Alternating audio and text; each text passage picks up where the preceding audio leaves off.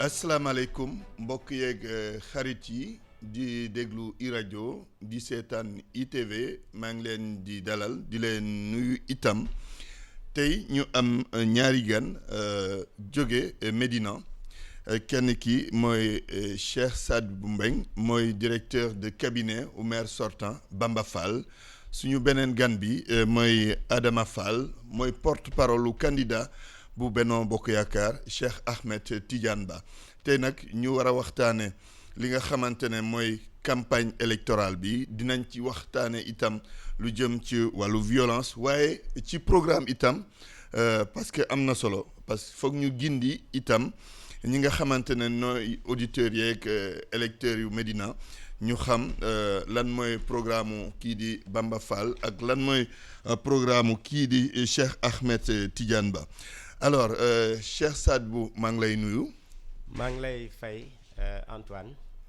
di nuyu say auditeurs di nuyu waa Médina di nuyu aussi suñu frère Boubacar Diallo bi nga xamante ni c'est un Médinois d'appartenance. et un Médinois de cœur. jërëjëf Cheikh coow li Médina la boo xoolee fan yi yëpp bëri na ay violence noo gisee situation boobu li xew ci seeni commune parce que nag boo xoolee du foofu rek la am itam mais Médina coow li am na fa plutôt sa commentaire ci mbir mi. waaw déjà ginnaaw bi ñu la nuyoo donc dañuy wax ni violence moom fépp fu ñu ko déggee dañ koy ñaawlu. parce que bokkul ci mbir mi maanaam moom mooy liy ñuul ci soow mi mais dañuy wax aussi comme ni nga ko waxee léegi. xëy na ñu bari sax dañuy lecture extérieure la ñu am de la chose. mais booy wax campagne bi en tant que tel parce que parfois bu ñuy wax violence ci wàllu campagne dañuy gis ay affrontements. sur le terrain. mais je pense que ni loolu ñun on a eu à vivre 2014. campagne 2014 vivre aussi campagne 2022 bii nii. mais est-ce que 2014 nii la meloon. parce que je pense que ni bu ñuy def comparaison sax. 2014 moo gënoon metti. ci wàllu violence. ci wàllu violence parce que foofu y a eu des affrontements par rapport ak ñaari camps yi ci sur le terrain. mais loolu gisuñu ko ren li ñu gis ren dañuy gis parfois ñun nga xamante ni suñu candidat. dafa am yéen waa Bamba Fall. ñun ak suñu candidat Cheikh Ahmadou Bamba Fall. mooy le maire de la Médina ñun defuñu violence. parce que affronté wuñu sax peut-être. directement ay camp mais li ñuy gis parfois mooy dañuy def suñu caravane. parce que ñun tey dañu am un programme dañu am aussi un bilan. surtout sax le bilan à défendre.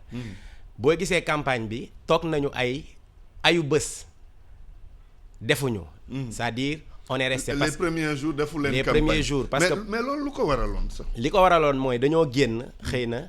wane suñu doole bien avant campagne bi xam nga tey kii campagne parfois dafay wane benn capacité de mobilisation mais ñun loolu dañ ko wane bien avant campagne bi parce que waa Médina ñoo ànd ak ñun tey waa Médina àndee ak yow sa xel day dal te loolu laa mën a wax sax suñu xel dafa dal seen xel dafa dal ba tax ngeen bayal terrain bi seeni adversaire waaw foofu laay ñëw bi ñu tàmbalee campagne bi dégg yenn coow yi gars yi commencé wax naan Médina lii Médina laa ñu gis nag ne ñun suñu stratégie bi gënoon mooy comme wane nañ suñu doole ba pare duñu demaat ci dañuy maye benn break boo xamante ni dañuy wan waa Médina ne leen ñun coow li nañ ñu ci këccet nañ ñu ci génne parce que ñun amuñu problème duñu ay defkatu violence donc li ñu bëggoon wane foofu mooy que quel que soit alpha ñun li objectif bi ñu am te incha allah moom la ñuy atteindre mooy gagner les élections te dem ci terrain bi parfois ay nit parce que li xew Médina lu bari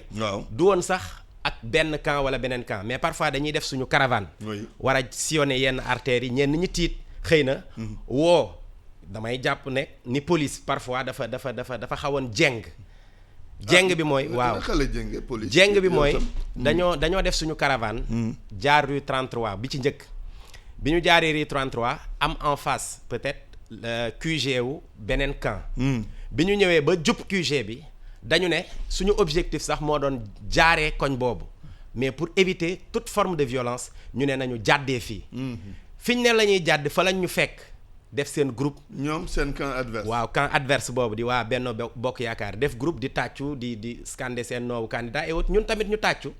jàdd daw presque 100 mètres. maire ak ñi mu àndal ñu gis si ginnaaw am ñu ñuy sànni xeer yooyu nag bi mu dalee. mais foo gis ful aussi réaction dina am. mais li ñuy gis mooy parfois police ñun lay gazer ñun lay empêcher parce que loolu xew na une première fois deuxième fois bi aussi suñu candidat dafa jub benn koñ ñu empêcher ko de passer par là-bas. lu tax loolu. waaw ñun boobu comprendre ñu parce que mënuñu ñun Médina ñun ñëpp ñoo ko bokk. c'est-à-dire bu ñu nee dañuy campagne fépp fu nit Médinois nekk war nañ la fa fekk. parce que Médina ñun ñëpp ñoo ko bokk kenn warul am sens interdit fenn. tey Bamba Fall war na mën a dugg kër Cheikh Ahmed Tidiane Ba.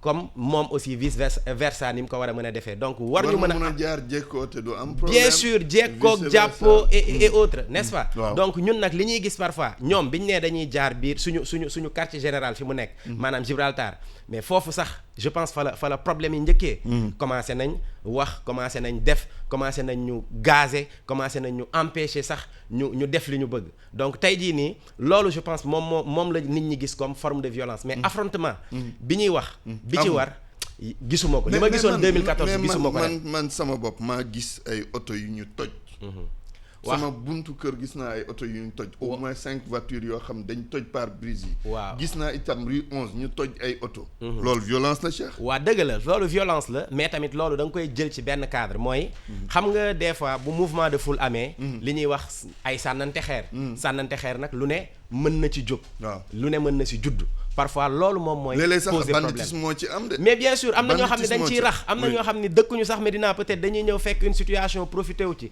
def ci loo xamante ni peut-être kenn santu leen ko mais loolu dañ koy déplorer comme li may wax rek suñu sañoon dinañu campagne boo xam ne dañ koy teg ci jàmm teg ko ci salaam bisu élection yi ñëpp dem voté ci jàmm voté ci salaam n'est-ce pas suñu candidat gagné loolu daal ñun lañu gis naa démb itam une grande mobilisation du candidat Cheikh Ahmed Tidiane Ba seen adversaire loolu tiitalu leen du ñu tiital parce que ñun mobilisation bi mu def benn yoon ñun dañ ko def en 1 mois de plus chaque jour ñu génnee Médinois yu day noonu ñoom benn yoon lañ ko def ci campagne bi yëpp ñun kenn mënuñu fàtte parce que Médina ñun dañoo gis dañoo wane suñu doole dañ ko wane pendant un bon bout de temps ñoom nag peut-être benn yoon la ñu jël xam nga li ñuy wax rek boo amul doole parfois dañu mobiliser pour benn fan ñun loolu ñuy mobiliser ci benn fan dañ ko def en 1 mois wan ko aux Médinois d'accord jërëjëf Cheikh Sadibou Mbeng mooy directeur de cabinet bu maire sortant Bamba Fall Adama Fall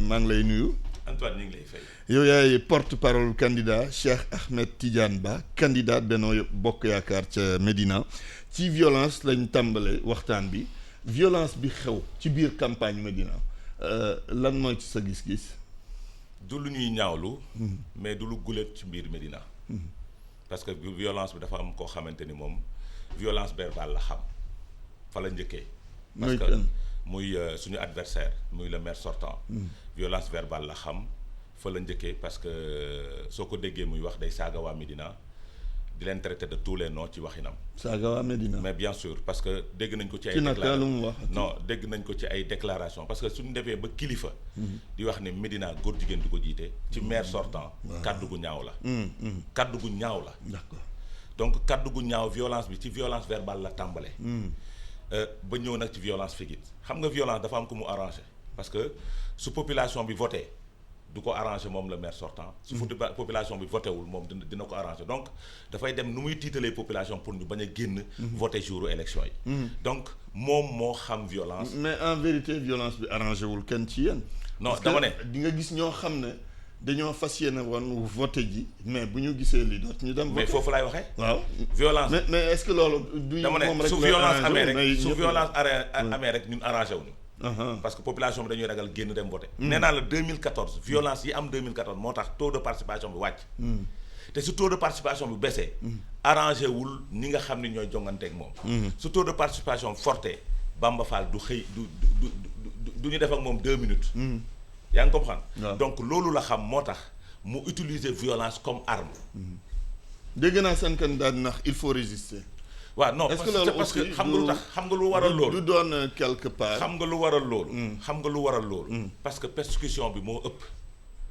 waaw dafa am loo xamante ni ba muy wax il faut résister fi mu toog dañ fa blessé ay nit ba mu duggee toog dafa ñëw fekk ñu ay deret tuuru li gën a ñaaw ci violence mooy premier jour bañ ne suba la campagne. Fatou Wade suñu benn militante dañu lacéré kanam gi dañu jël lamset dagg kanam gi benn moromu jigéenam moo def loolu te kooku agente municipal la tey yoon moo tegu ci loxoom moo tax bugguñu ci wax. mais foofu moo tàmbalee violence bi loolu dafa ñaaw. n'est-ce pas parce que amul dara lu ko fi jar. tey Fatou Wade su génnee Astou Sène génn naka la Astou Sène di siggee di xool Fatou Wade. ñoom ñëpp doomu Médina ñoom ñaar ñëpp doomu Médina lañ. donc loolu dañ koy wàññi dañ koy éviter parce que politique ak élection jarul xiiroo ak ŋaayoo boobu. parce que suñ ko ci defee rek musiba am na n'est-ce pas. donc enjeu yi warul nekk loolu xam nga ku am programme bu taxaw. dinañ dugg ci programme. non ku am programme. booy jaay population bi. da ngay may nit ñi. ñu déglu programme bi. d'accord mais ku amul programme. mooy taxaw di yuuxu ak a saaga. parce que ñun nag dañu am mission. dañu am mission. mooy lan mooy seen mission. suñu mission mooy. jël parce que mënuñu dugg ci violence aussi. nga may ñu Antoine. non déedéet xam nga. dama lay jox kaddu gi moom day daaneel. allez waaw nga baal ma rek nga baal ma aar non dama bëgg rebondir may ko balaa ñuy biaiser le débat. c'est-à-dire tey quand c'est xam nga lu ñuy ragal. mooy déglu nga li mu wax dafa ne on parle de violence verbale. xëy na nag dafa rejoindre le train en marche. ñun ni ñu waxee. ni ñu mel la ñu waxee. moom bi mu ñëwee gis nga violence bi mu indi. parce que ñun dañu rafet dañ ko ñaawlu moom sax dafa juum xam naa ci kàddu ne moom daf ko rafet parce que bu dégluwaatee ay kàddoom ñun li may wax rek ñun dañu am un bilan à défendre. d'accord ñun bilan à défendre dinañ ci wax na tamit ne la veille de la campagne la loolu xew entre deux personnes yoo xamante ni ça n'avait rien à voir avec la campagne électorale. kon buñ ñu dugal ci yenn carcan yi nga xamante ni bokkul ak débat bi. d'accord Cheikh Saad bi waaw Adama mën nga nous avons une mission. waaw mooy lan mooy seen mission. suñu mission mooy am produit bu ñuy jaay. mooy Cheikh Ahmed Tidiane Ba avec son programme. mission boobu la ñu am articulé autour de 7 axes. mission boobu la ñu am war ko jax askanu Médina. ci durée bu nga xam ni moo nekk 15 jours. mission boobu am na loo xamante ni du ñu tardeel. mooy ay violence parce que mi ngi koy wax sànq ne benn yoon la ñu woote ndaje mais c'est normal ñu woote ndaje benn yoon. parce que la campagne électorale aussi c'est pas une mobilisation de foule. parce que les électeurs ne sont pas les foules. les électeurs sont dans les maisons ñu ngi ci biir kër yi il fallait ñu dugg ci biir kër yi wan leen lii jaay leen ko. mais démb da ngeen mobiliser. non dañ doon tëj rek. benn yoon lañ ko mën. dañ doon wane suñu doole rek. parce que ñun l'objectif qu'on avait. mais mobilisation ak vote. yow waxal nga ko sa bopp. Antoine dama ne mobilisation ak vote bokkul. dama ne Antoine dama ne ñun suñu sañoon. duñu meeting benn yoon. d'accord mais léegi. l'objectif de notre campagne. c'est-à-dire xam nga nag nee naa la. des grands cadres. de l'administration sénégalaise. borom kàngam ay borom xam-xam. bokkul ak koo xamante ni politique la def métier. lépp lu muy def daf koy planifier. donc notre planification a été très bien faite. par rapport à cette question. nee naa la suñu sañoon ñun. duñu meeting. d'accord léegi ci 30 secondes parce que il faut que ñu dugg ci programme yi. et puis lancer appel aussi parce que lii baaxul. oui appel à la paix. xam nga dem suñu ak liñ leen di accuser ne seen candidat day distribuer xaalis ak xam nga loolu wax nañ ko itam. xam nga il faut nga indi ci leeral. xam nga Antoine. oui démb suñu déclaration suñu meeting dañ ne. pour jeexal nañ nit ñëpp sol lu weex. waaw. loolu lañ gis mooy ñu ba pare ñu sànni pigeon bi mu weex. colombe bi. maanaam jàmm ngeen di à la paix. ba pare dans sa déclaration. oui mu ne nañu woote jàmm. parce que jàmm moo gën coow. ci wàllu xaalis bi gis nga campagne électorale bu méttee nii. ci biir coalition Benno Bokk Yaakaar mosu koo am. d'accord c'est-à-dire. wallahi billahi wallahi taala sama bàmmeel laa taxaw. barke alxuraanu karim. bu méttee nii en terme de moyens. gisuñu ko barke salaatul faatiha. d'accord gisuñu ko. dégguñu ko waxuñu ko parce que xamul tax. parce que dañu doon jaay waa Médina ni xaalis lay utiliser pour dem ñu téye lépp ne sortez. allons vers les Médinois. sans argent. 0 franc. allons vers les Médinois. et les Médinois ont décidé. avec auto yi bus yeeg. dañ ñu ko àll xam nga nag gis nga nit baax na itam ñu dama ne gis nga bus bi Abdoulaye Diouf Sarr problème de temps la ñuy am aussi moo ñu ko aal d'accord merci dañ leen ko aal léegi jërëjëf si li nga fi point boobu ñun violence bi gis nga li may wax rek ñoom ñoo xam violence seen camp ñun kenn mësuñu dégg ñun ci suñu biir ñu coow ñoom pour ñu choisir seen candidat moom mii dama koy suivre ci Facebook ak ñeneen moom Adama mii nii mu utiliser ay mots yoo xamante ni man rus naa ko utiliser à l'endroit du ministre Seydou Gueye vas-y dis-le non du ma ko wax fii parce que du débat bi mais dama lay bëgg wax ni ñoom xeex nañ ci permanence su APR bi nekk rue 11 ñoom seen biir ñoom am na ay plainte ci seen biir kon ñun xam nga violence bi sànq bëgguma woon dugg ci cadre boobu parce que dama bëggoon rafetal mais moom su ñëwee attaqué sama candidat dafay wane rek ñoom ni ñu mel léegi nag pour jeexal da nga ko laaj question bu am importance te moom c'est un Médinois man may Médinois yi di ñu déglu kon rafet na baax na ñu leen di wax dëgg bi mooy li nga ko wax moom la Sénégal yépp constaté xaalis la ñuy campagner su duggee ci kër ñenn ñi séance tenante la lay dig ay millions wala mu indil la ay millions mi ngi nii je le regarde en face droit dans les yeux xam na li may wax xam na ni campagne bi su nee tey campagne wu ñu xaalis loolu Médinois yi ñu ngi ñuy dégg te dinañ ñu juger beneen bi ci ñëw dafa wax léegi li muy jaay produit bi mu am moom produit bi mu am moom toujours nommé la jamais élu c'est un commis de l'État boo xam ni li mu jàng mën nañ ko nangul waaye l'intelligence n'a rien à voir avec le savoir gis nga nit dafa am li ñuy wax xam-xam ak mën-mën ñun suñu candidat dafa am 25 ans d'expérience ci gestion municipale suñu candidat suñ doon wax produit bi ñuy jaay ñun ku ñu xam la ñun tey demuñu ci loo xamante ni xamuñu ko mooy vers l'aventure d'expérience boo xamante ni municipal léegi bu ñu la doon laaj sa bilan candidat lan ngay wax waa Médine mais sama bilan xam nga tey en une minute comme ça on pourra vite aller très bien de manière concise oui tey jii nii suñu bilan Médinois yow mi dëkk Médina tey même si peut-être voté woo fa Médina nga dëkk fa ngay voté macha allah gis nga ci 9 domaines de compétences yi nga xamante ni moom la mairie am benn bu nekk liñ ci def ñoom xam nga dañuy wax 5 axes ñun duñu wax 5 axes parce que ngeen di wax non il faut itam ngeen wax nit ñi ñun tey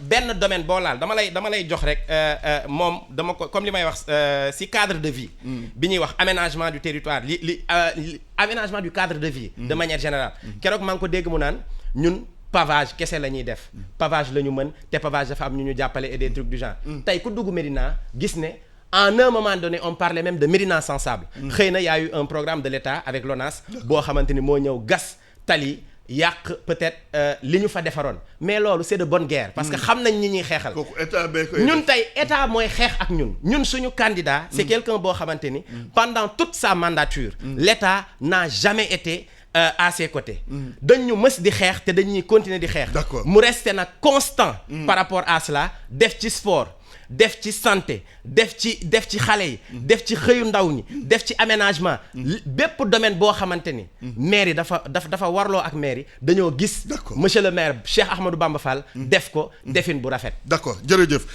Cheikh Sadibou Mbeng Adama yéen lan ngeen jox waa Médina wax ngeen 7 axes yooyu lan mooy seen bébét boo leen jëlee maire bi xam nga d'abord damay corriger d'abord kër gu Cheikh ba en 2 minutes ñu dem gaaw non Cheikh kër gu Cheikh ba dugg rek le candidat Cheikh ba dugg rek dugg naa fa àdduna bu mu la jaral nga toog ci rajo di wax bay sos sa bàmmeel nga taxaw sama bàmmeel laa taxaw ma jox la kaaw benn kër mooy ban ak ci jàkka dugg na kër bi ñuy wax kër ñoom Fatoumata kër ñoom Abu fi nga xamante ni biir école Médine biir école Médine la nekk mooy fi ñu daan wax ñun kër Pa Allemand kër googu bi mu fa duggee xaalis la fa wax la fa diggee n'est-ce pas xaw ma nag ndax indil lañ ñun suñu jàkk ba ma fa ñun nekk na fi depuis 2014 mu nekk directeur des impôts et domaines yor ay responsabilités au niveau de l'État tey ñuy defar suñu jàkk pendant 5 ans gisuñu ko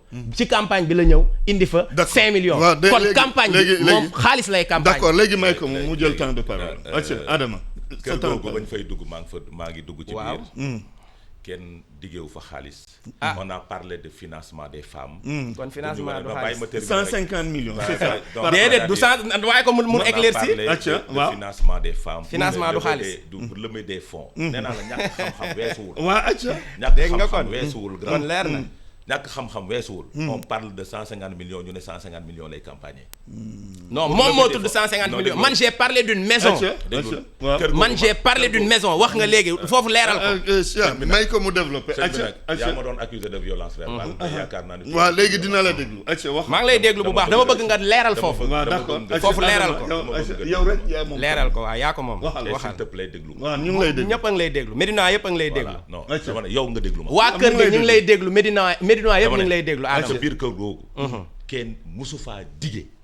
ne day jox ndaw si xaalis. waaw barke alxuraanul karim. on juge mooy benn jarul sax. jaafaar non moom day waat chaque jour jàkkay ngaraaf nag. jàkkay ngaraaf nag. Cheikh Ba. am na droit gis nit ñi di defar jàkka. mu ñëw joxe contribution ci biir campagne. c'est sa contribution. du dëgg. waaw dañ koy saluer te waa ngaraaf rafetlu nañ ko. maintenant wax nañ ñaata la joxe. juróomi million la joxe comme contribution. d'accord te c'est pas une première mu koy def. tey la fës mais daan na ko def. du dëgg ñun nag nee naa leen dañu am programme bu ñuy jaay. waaw accès mu nekk juróom-ñaari axe.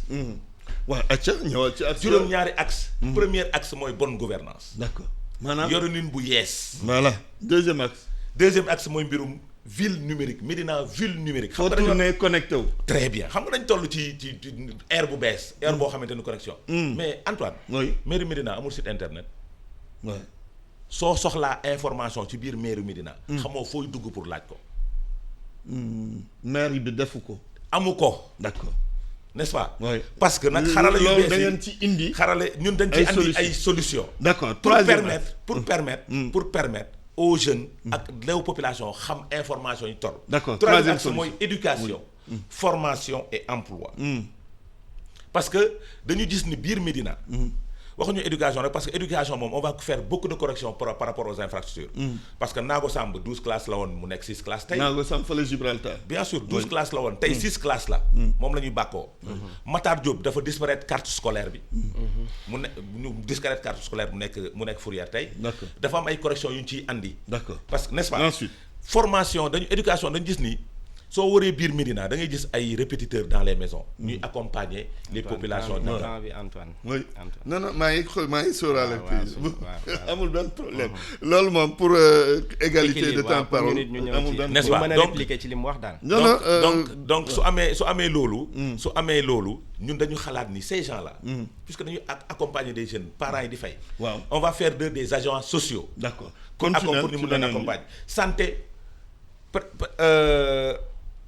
protection sociale. oui santé nag dañoo gis ni. yàlla may nañu centre de santé boo xamante ne PMI la. ba xam ni maternité boobu ba fa nit maternité laa wax nag. maternité bu PMI. ba fa nit gëjee wasin yàgg na. n'est-ce pas donc maternité ndax état bi baaxul. état bi baaxul léegi nag dañuy relever plateau médical. d'accord beneen bi. ñu ne environnement ak cadre de vie. oui ñu wax ni Médina ville économique. d'accord ñu ngi wax marché. que en tant que directeur général de la CDC. le candidat Cheikh Ba dafay dem. Saint-Louis pour tabax fa marché dem Casamance pour tabax fa marché. kon war na kaa mën mais maires yi. les maires de ces localités ñoo ñëw vers la CDC. pour ñooñu ñu accompagner su mairie Médina ñëwoon vers la CDC ñu tabaxal ko marché am. d'accord amul leneen lu ci nekk. beneen bi bu mujj mooy sport et culture. loolu mooy suñu 7 axes yi. sport et culture. dafa am ñaawteef njombe bu rëy bu am ci terrain Médine ba. ñun ñu ne dañuy apporter correction yi. te ñoom ñoo ko nangu seen biir communication ñoom ñoo ne. dañuy delloo xaalis bi leen nit ki joxoon parce que am na ku leen. jox xaalis bi delloo pour tënk maanaam ma dégloo seeni programme poñ par poñ. waaw ça veut dire que mairie actuelle équipe municipale actuelle deful lu war. ci domaine yooyu deful lu bari. deful non dañuy wax parce que en 8 ans. en 8 ans de gestion. suñ la joxee 8 milliards de budget. wax dëgg sa yàlla. war nga mën a def réalisation yu bari. d'accord léegi. Cheikh Sadji jërëjëf Antoine damay rebondir fi mu terminé. nee nañ defu leen lu bëri. waaw mais waaye nee na def na loolu rek laa rafetlu. ci li mu wax defu leen lu bëri la waaw mais nee na def nañ. léegi nag pour rebondir ci li mu wax. waaw. damay njëkkee ci fi mu mujjee. mooy dans le cadre du sport ñun tey xam nga li ma wax ñun dañu am bilan à défendre. moom moom ci commune dama wax waa Médina nag laay waxal les Médinois. waaw Cheikh Ba dafa wax ne moom bu gañee mairie bi xam nga ñun dañ ñu doon sax jiiñ ne dañu bëgg privatiser le terrain Jaraaf. ñoom dañ ne ci seen programme sportif. dañuy dem signer ji ay convention ak yeneen structure yu nekkul Médina di jël xaalisu Médina di fay ñooñu pour résorber ce gap là ci cadre infrastructure. te loolu Médinois yi koy dégg. yi doon xeex ni benn terrain bi nga xamante ni li mu waroon générer comme revenu dañ ko waroon delloo aux ASC nga xam ne ñoom ñooy les premiers bénéficiaires par rapport à cela ñooñu dañ ne moom du yamati ci terrain Jaraaf rek de day dem louer ji day dem signer ji ay convention ak Dakar Sacré-Cœur ak yeneen structure loolu doon lu doy waar nag dans le cadre du sport parce que man dama yaakaaroon ni nit kiy jooy mais partenariat mënul am waaw nag partenariat boobu lañ ñuy tere loolu nga xamante ni code bi moo ñu ko permettre xaaral dama ne ñun tey li ñu def yoon moo ñu ko may dans le cadre du PPP. c'est-à-dire tey ñun en tant que structure war nañu mën a gis un promoteur privé ñëw jàpp ci liggéey bi nga xamante ni sur le plan de l'investissement nga xam ni état moo ñu war a jàppale pour ñu def ko parce que recouvrement yi ñuy def ak yooyu ci mairie boo ko dugalee ci fonctionnement dara du fa des nga soxla nag defaral waa Médina ay infrastructure yoo xamante ni dafay doon ay infrastructure de valeur investissement foog nga am imagination de te gis nga nag mairie xam nga lu ko yor ñaar yi ñoo yore mairie mairie du jàng bu rëy mairie du rafetaay mairie pexe la pexe te am ngeen pexe te ñun dañoo bari pexe macha allah bari pexe moo ñu fi bàyyi gis nga suñu bariwul woon pexe li ñu def ba faagaagal ñu mel ni ay Khalifa Sall et autres parce que dañ koy wax ñoom soo gisee li ñuy tënk lu bari dañ lay wax ay bonne gestion ak xaw ma moom suy ñëw la plupart du temps dafay ñëw ak ay këyit il te parle de compte administratif il te parle de compte de gestion nan la su transparence amul woon ci gestion bi kon nan lay def ba am ces informations beneen bi muy wax aussi te pour jeexal parce que nag da nga ko may mu wax point après point par rapport ak bilan bi par rapport ak macha allah loolu moom macha allah léegi par rapport ak bilan bi ñun tey li ñuy défendre ñoom xam nañ ko xam nañ ni lu tax mu nuancer ses propos en disant que am na lu ñu fi def parce que li ñu fi def c'est visible li ñu fi def c'est palpable te dañuy continuer di ko def parce que li ñu yor comme li ma la wax rek du jàng bu rëy du xam-xam ñenn ñi dañu jàpp ñun mën-mën mooy yore mairie nit nag su fekkee ni ki la abali bët fu ko neex ngay xool candidat am dañ ko abali bët moo tax kan moo ko abal bët mais Macky Sall moo ko abal bët jeex na léegi dégg nañ la Adama ñu jeexal une minute waaw une minute xam nga journal bi dafa am lu mu wax ne man nee naa am na lu ñu fi def man nee naa la cheikh bi man su ma taxawee di wax sama bàmmeel lay taxaw te du ma wax mukk lu dul dëgg du dëgg du ma ne maire en 8 ans de gestion doo def dara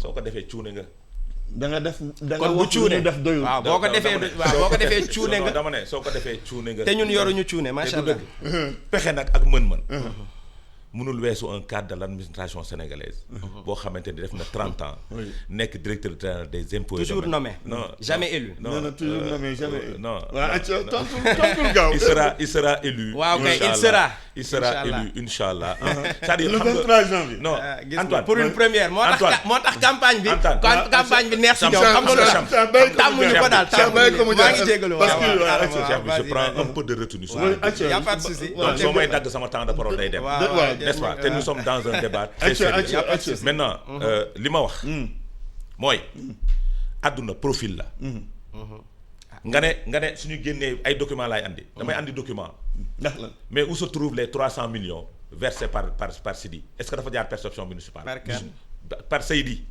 est-ce que dafa jaar perception municipale où se trouve l'argent viré par Auchan est-ce que dafa jaar perception municipale mais xam nga ni viré nañ argent kon yooyu j'ai dit noo def non dama ne c'est 2 chèques lañ leen jox est-ce que dafa jaar par perception municipale non bàyyi ma non dama ne amul manipulation du insinuation du manipulation dama ne ñun dañoo gérer pendant 8 ans am na ñoo xam ni pour moins que ça cela dañ leen épingler ñun on nous a jamais épinglé ñun musuñu am problème ak justice parce que suñu gestion dafa leer dafa set la négociation Bamba Fall Macky Sall pour su nguur gi su daanoo ñu bañ ko. jërëjëf yéenay nekk dans cela ñun duñu loolu. jërëjëf ñun dañuy def suñu choix ñun kenn abaluñu bët. d'accord ñun yow lañu abal bët de. yow la ñu abal bët. yow mi doon xaar le choix de Macky Sall. Sadou Mbengue mooy directeur de cabinet au maire sortant Bamba Fall jërëjëf Adama Fall temps bi nag moo xaw a gàtt xaw nañ nag tardé tuuti rek ci débat bi moo tax vraiment li ñu bëggoon a waxtaane yëpp mun ñu koo waxtaane maa ngi leen di gërëm di leen sant wax ngeen l'essentiel vous avez appelé au calme ngir Médinois yi dem voter ci jàmm jërë ngeen jëf yéen téléspectateurs yi auditeurs yi dañoo Antoine Diouf bëgg cere moom laa lay wax nee la Antoine bëggul yàpp cere lay dundee waaw